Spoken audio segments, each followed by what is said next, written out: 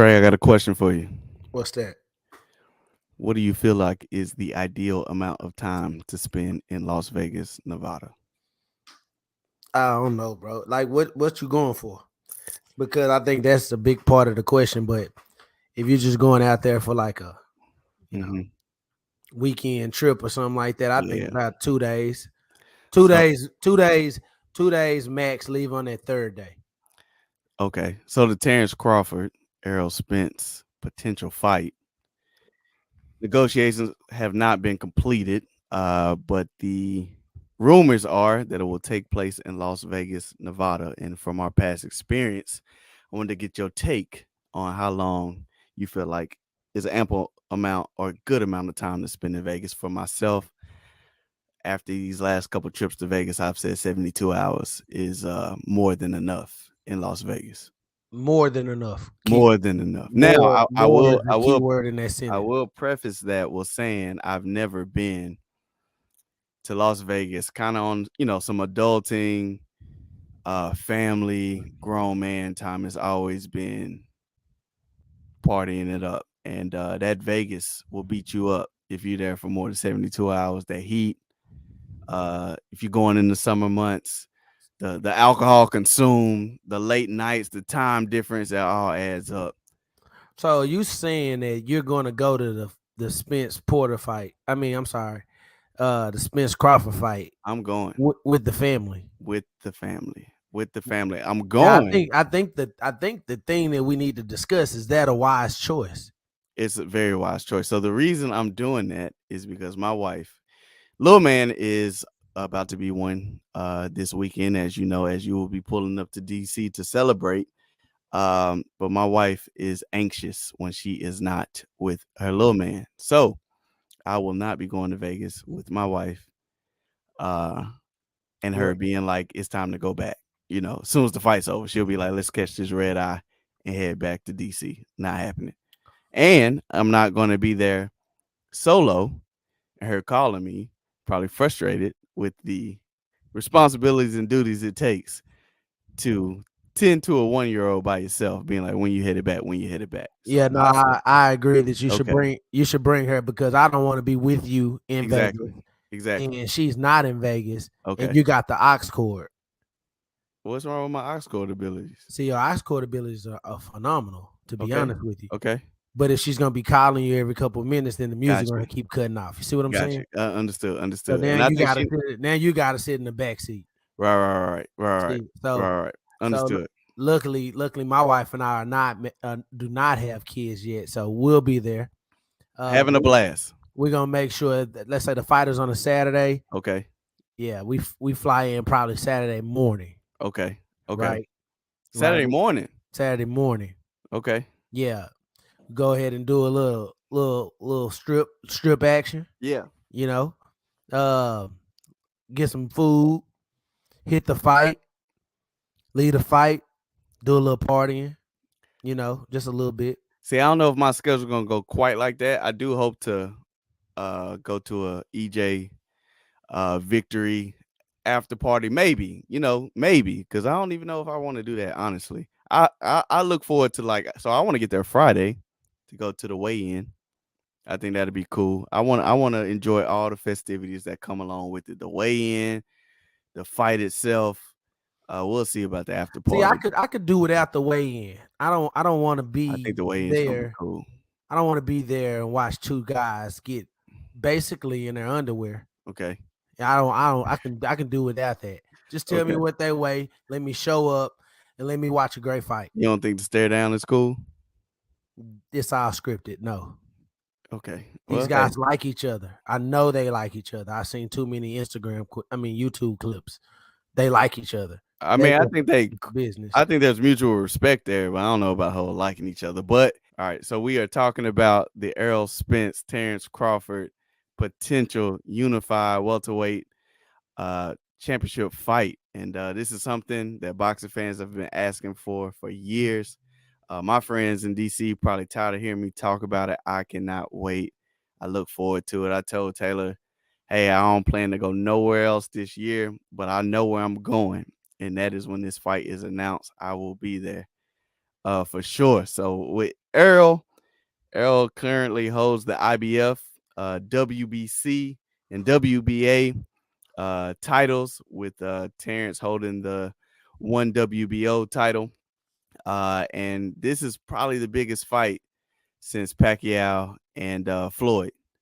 And I cannot wait. And so Trey, us being from Dallas, Cedar Hill specifically, kind of have some ties to Errol, with him, at one point being at Cedar Hill High School the same time we were. So I will not lie and say we don't have a bias. I'm gonna call it out. Definitely biased. Definitely have a bias. I I definitely will definitely be have a bias. in some strap season, big fist Man attire, down, man down, all that come fight night. But I do think I would like Grim to Reaper knocking on that door. knocking on the door. I know you see the big Hey, fish in the water. for sure. For I know sure. you don't scuba dive Hey, with the hungry sharks, my boy. hey. You don't want to do that. So You don't want to do I that. do think we could still give an objective preview and thoughts and outlook on the fight. With that being the case, we're gonna get that out there though. We're gonna Well, get that out there. I mean, Terence Crawford is no scrub. He is no scrub. First and foremost, He was unified at light welterweight, which is interesting. So let's start with the negotiations, and I'll kind of fill you in and see what you think about it, because I get it. Everybody want to get their money. I understand that. So Errol went the way of accumulating 3 belts to Terrence's 1. He does the bigger pay-per-view numbers. But Terence is looking, so he was unified at light heavyweight, right? The division below welterweight, obviously. So right? he is That's 140. 140. So he's Right. looking to bring that cachet, that notoriety into this fight, into the negotiations. Of course, I'm sure he's trying to be 50-50 or as close as possible, even though Errol has more belts and does the bigger pay-per-view numbers. But he's saying, I've done this. So right, if you compare their resumes at 147, but EJ has fought primarily almost all at 147. But that's what I don't like about boxing. Mm-hmm. I don't like the fact. Now I understand what Earl is saying. He does the larger pay-per-view numbers. Right. Yeah, he put more butts in the seats. Right. Sure. He's more accomplished. But at the same time, Earl has to recognize that this is the biggest fight that he has in front of him, especially since the Pacquiao fight fell through. Sure. So regardless what kind of numbers Terence Crawford does, this is probably the best matchup that Earl can get. So in my opinion, go ahead and go 50-50. Hopefully it's a good fight. Oh, no. Nah, not 50-50. Nah. 60-40. 60-40. So see, when you make a decision like that, it's got to be based on how much would you make if you fought a lesser opponent. You can say the same for Terence. You can say the same for Terence, but that's how you make the decision. Terence just fought Sean Porter for what I heard is like $6 million. What does EJ last fight go for? I don't know exactly how much EJ made for beating Ugas. I bet you it was more than $6 million. It was on pay-per-view. But actually, I think the Terence fight and Sean Porter might have been pay-per-view too. But what I'm saying is, let's compare it to ourselves. Let's say you're going for a job interview. Okay. Right. Let's say you have 3 masters. The other guy has 1. Mm-hmm. Okay. You've made more money for a company than the other guy. Mm-hmm. You guys both get hired on for a position. Mm-hmm. And he's claiming he should make the same amount of money as you. Mm-hmm. How would you feel about that? Are we going for the same open spot? Let's say there are 2 of the same open spots. They're 2 of the same positions. 2 of the same positions, and you have 3 masters to his 1. You've made more money for businesses in the past than he has, and there's 2 positions, and they gotta break up the money though, right? They got a pot of $300,000 for those 2 positions. You cool with the 150 and 150?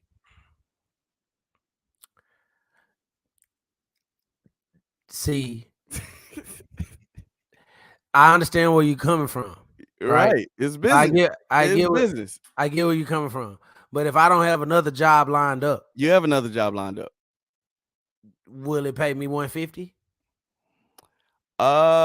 Will it if the other job that I have lined up is gonna pay 120, 100,000, then I might say, okay, let's do 150 with this dude, split it with this dude, outperform him, and then see if I can get a raise the next year. And see, that's what I'm saying with Spence. See what Spence can do, Spence and Crawford can do is go 50-50 on this original fight. If it's a close fight, if it's a fight that's made by a decision, they can have another fight. And the winner of that will be able to get the larger chunk of it. Or even if Crawford wins, he still has to give up 50% on the next fight. So I get it. We're gonna have to agree to disagree on the 50-50. I don't think it should be 50-50, but I will, as a boxing fan, I will be pissed. That stuff gets in the way. Yes, in boxing for the fans it seeing does. the fights that we really want to see, because it becomes a negotiation instead of, hey, go out there and compete. I understand, and I will be upset if the negotiations make this fight not happen. I will be, but at the same time, I think that would suck if basically Errol got to bend the knee to Terence doing 50-50 when he don't really deserve it. Why is it bend the knee, and how's it not deserving when you're the number one pound for pound ranked boxer? Because the fans have already let you know who they pay to see more. So I typically bring more money to the fight. So more people are coming to see me fight than coming to see you fight. That can be proven. That can be proven. But is this a popularity contest, or is this a boxing match? It's just business. No, it's flat out business. And of course, which I completely understand, but I don't like about the sport. Yeah, because it stops us from getting the matchups that we deserve as fans, because the money and the deals get in the way. I understand completely where Errol Spence is coming from. Completely. I get it. I've done more. I've earned more. I'm more established in this division. You're coming up to fight me. However, on Bud's end, he can argue that I'm the number one pound for pound boxer. I'm undefeated. He is, and it's gonna be a big fight. I pray. And he can say that he beat Porter. He beat Porter more easily than what Errol Spence did. He did. But at the end of the day, so I did the heavy lifting. I have 3 belts. 3 belts. So is it fair? I'm giving you the opportunity with 1 win. You can clean up all the belts in the division, and I've accumulated 3 of them. I have had 3 championship fights. You had 1. I'm giving you the opportunity to get all of them in this one fight. And you want to be 50-50? Nah. Now, when you put it like that, no, it can't be that way. That's what I'm saying. I said it was 3 belts to 1. No, I mean, yeah, but I didn't. Okay, you're right. Yeah, it was 3 belts to 1. I wouldn't do that because I have more. I'm risking more. I'm risking way more. It's tilted one way. I went to England, went and grabbed. So would you think that part of negotiations is that if Crawford does win, he has to fight Errol Spence again? There'll probably be a rematch clause in there.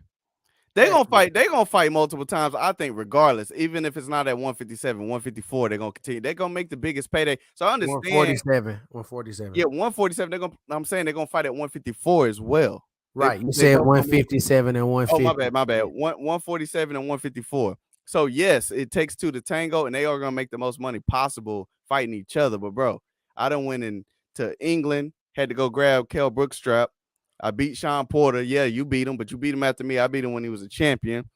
Facts. Right? And then I took Ugot's belt. You had to fight 1 champion, Jeff Horn, and now I'm giving you the opportunity to be unified, and we're going to do a 50-50? No, bro. And I'm the more popular draw? Come on, bro. 60-40. Take that. So we're going to leave that there. You know what I mean? And I understand Terence going to play hardball trying to get the 50-50. Of course, it's business. But come on, that can't be the thing that stops the fight. So but I agree with you. But besides the negotiation portion of it, who do you think, if they made this fight in actuality, non-biased? Yeah. Obviously, we both agree that there's probably going to be a rematch clause in. Who do you think takes round 1? Or when I say round 1, I mean fight 1, the first fight. Man, bias aside, I really do think it's gonna be interesting to see how the fight goes, what type of fight it is. So Terence Crawford is a notorious slow starter, meaning he likes to survey. He likes to get a read on what you're doing, your timing. So he doesn't really throw much. He kind of sits back. And Earl is a notorious high volume puncher. So I'm really interested in seeing how those early rounds go, because I think Terrence will kind of sit back and get a feel for Errol. Errol will come out. He has an elite jab. I think he's going to try to establish that with the distance. So it'll be a lot of chess at the beginning. And those rounds are going to matter in the totality, because once they start getting going in the middle of the rounds, those beginning rounds are going to matter in terms of who tallied up what. So I really don't want to see Errol come out and let Terrence steal some rounds, but it's gonna be interesting to see at the early rounds how that goes. But so Terrence, Errol comes with kind of the same attributes, and that's why some people kind of knock him. And the people that you see favoring Terrence are kind of knocking Errol for that. They kind of compare him to Tim Duncan in basketball, right? It's like They no comparing flash. who? Bud. Errol to Tim Duncan. So Not that a whole kind of bunch of flash. He ain't finna windmill on you. He ain't finna go crazy, but he finna give you the solid jab step off the glass, easy money. You know what I'm saying? And it's the same result over and over again. And I think people, so Terrence is a more like dynamic puncher. He's a more dynamic puncher. He's a little more flash to his game. And I think people get a little bored with Errol's style, right? He kind of the strong jab, and he's just gonna beat you up. Now, when you say people, are you talking about experts or fans? Both. But a lot of past boxers, like I'm talking about big names, Hall of Fame past boxers, are picking Terrence for that reason. And they're picking him because they feel like he's a more dynamic puncher. He's a more a lot of exciting knockouts. Um, but the thing that I don't agree with him, a lot of them do that triangle comparison. What I mean by that is kind of what you said, talking about the way he cleaned up Sean Porter, and Errol had that tough fight with him, and I just don't agree with that. Because there's plenty of instances and examples in history where this guy gave this guy a tough fight, and then this guy got knocked out in the second round by this guy. Does that mean this guy beats that guy? Well, I believe styles make fights, right? Sure. So, Hear that a lot. So when you have Errol Spence, you have someone like you said, he's a jabber, he's a volume puncher. You got Terence Crawford, who's more of a counter puncher, slow starter, but you can argue that Errol Spence is a slow starter and builds and gets stronger as the fight goes along. Excuse me. So I think that it will be an interesting contrast to see whose style is going to, Dictate the fight. Dictate the fight, because Sure. you got Terence Crawford, who has the ability to switch. He switches stance when he boxes, and I think maybe Kell Brook had that element, but I don't think that he really utilized that throughout the fight. And I don't know if Terence Crawford would utilize it throughout the fight. I know in a past fight that I watched him, I think even against Porter, he came out in Orthodox an orthodox stance for like the first round. Then he came back out in the southpaw stance and finished the fight the entire way that way. So I don't know what kind of mind games or strategies they're going to be coming with. I do know that Spence is bigger than him. I do know that Spence is more powerful than him. I do believe that Spence has a stronger chin than him, because I saw Spence have very tough punches. So, when it comes to, things like that, I think Spence has the advantage. But based on what I've seen and the reasons behind all the experts picking Terence Crawford as the number one pound for pound boxer, I think they're more talking about him being a technician, him being more of a Tim Duncan, him being more of a pick my spots, counter, jab, adjust to whatever kind of fight that he's into. So I think it's going to be real interesting. I think this is going to be the toughest fight for both of them. I do believe that if Spence wins this fight, there won't be a second fight. The only way that there'll be a rematch has to be is if Terence Crawford wins. That's the only way I can see a rematch. But I think they continue. I think they continue to fight at the next division. I actually don't see Terrence is more technical as Errol. I don't. I think he's more. He has some very dynamic elements, but I think he can get a little reckless, and that kind of leads me into what I think will be interesting to see about this fight. And the same thing that I might call a weakness is the same thing that makes them who they are as champions. They're very competitive. They have egos. That's what it takes to be a world class, boxer. But you and I were both in the building in LA, right? When Errol took on Sean Porter. Fight of the year. The fight of the year, the night you proposed to your beautiful wife.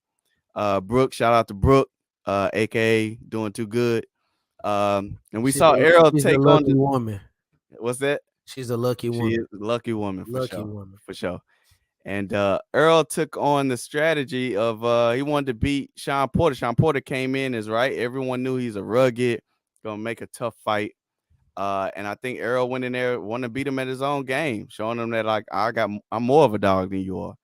And a lot of people felt like he could have made it more easier fight, right? By just boxing a little bit. It's inevitable to kind of get in a tussle with Sean Porter. He gonna bring it to your front door to the point you got to fight at some point. But he could have made it easier. I think Terence has that same makeup, right? I think a lot of people, a lot of pundits, a lot of people are giving the remark saying you cannot stand in front of Errol. If you just stand in front of Errol, he is going to beat you up over the course of 12 rounds. Accumulation though, because I don't think either one of them have like there's a difference between stopping somebody and then having that like I knocked you out cold like Gervonta Davis power at his weight class. Like one shot, you sleep. Last time we've seen that from Errol was Leonard Bundu in New York, if I'm not mistaken, where he went to sleep in the ropes. Everything else is like accumulation. Like the ref is like no more. Like we've seen enough. But that's a part of a strategy, though, Ryan. It's great. No, I'm not knocking it. That has to be a part of a strategy. For example, Kell Brook shut his eye, make him take a knee. I'm not knocking it. Bow down. Yeah, I'm not knocking it. Get on your knee. Yeah. Get on your knee. You got to chain because you can't deal with this pain I'm putting on you. You got to chain them. Can you see me? Absolutely. Can you see me? Absolutely. Yeah, I shut your eye. That's a knockout. Yeah. Regardless. No, for sure. But I'm just saying there's a difference when you're talking about respect for punching power, right? So it's gonna be interesting to see Terence take that info of everyone saying you can't stand in front of Errol or you're gonna get hurt. And I have a feeling, and it would not be a good idea for Terence to try to disprove that and stand in front of Errol. I don't believe Terence comes in with that kind of strategy. It's easy to say, but that's what I'm saying. That boy's ego. If you tell him he can't do something, I've seen it where he be like, "You got me messed up." You know what I'm saying? I'm gonna show you that I can bang. Standing right in the center of the ring with him. This fight is way too important. We gonna see because if he just wins the fight, that gives him everything that he needs. So he doesn't need the extra brownie points to say, "Oh, not only did I beat him, I stood in front of him." It sounds good. Because standing in front of him is like standing in front of a train. Yeah, I agree. We're gonna see. I think there's a train coming. He might have the urge to want to prove people wrong. It's a train coming. So we're gonna see. I can't wait for that to play out. Man down. Like I said, it's the biggest fight since Pacquiao and Floyd. Big fish. It's interesting how Floyd always tries to be in the spotlight. He trying to be in the middle of negotiations, the one disproving rumors or whatnot. It's annoying. But we will. He don't want to swim in that deep end either. Hey, man. Again, I got to go to get my merch. Hey, Jordan. Hey, this is our Cedar Hill Longhorn alumni. Hey, Jordan, man. If you see if you get a heads up on that date, just give me like a double tap in the IG. You know what I'm saying? So I can get a jump on these flights because they crazy. Jump on these flights and hotels. So I promise you we won't expose that date. Do it for your boy, Mr. 140. Mr. 140. You know what, Mr. 140? I can't even care. We ain't even really run 140 for me like that. I was more like a Tulsa guy. Yeah, you wasn't that guy. I was more like a Tulsa guy. But you wasn't that guy. Like 140. Like, oh, I'm finna go. I'm finna give you 30 tonight. Yeah, I mean, you was nice. Yeah.